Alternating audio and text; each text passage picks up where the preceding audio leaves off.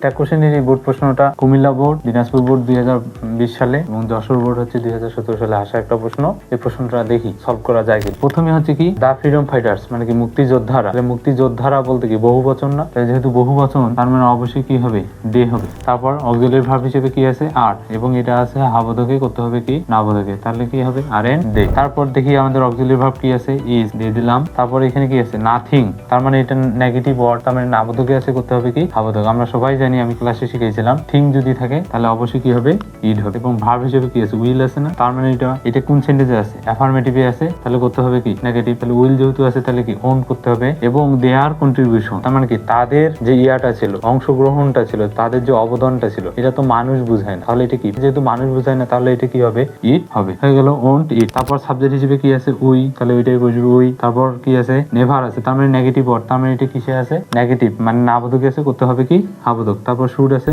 অবশ্যই কি বসাবো শুড উই। তারপর এভরি আছে, তাহলে এভরি সিটিজেন মানে কি প্রত্যেক নাগরিক, প্রত্যেক নাগরিক, তার মানে কি অনেকগুলো বহুবচন বোঝাচ্ছে, তার মানে বহুবচন যেহেতু বোঝাচ্ছে তার মানে অবশ্যই কি হবে দে হবে। তারপর আমাদের কি আছে অক্সিলারি ভার্ব হিসেবে মাস, এবং এটা আছে কি অ্যাফার্মেটিভে করতে হবে কি নেগেটিভ মাসেন দে।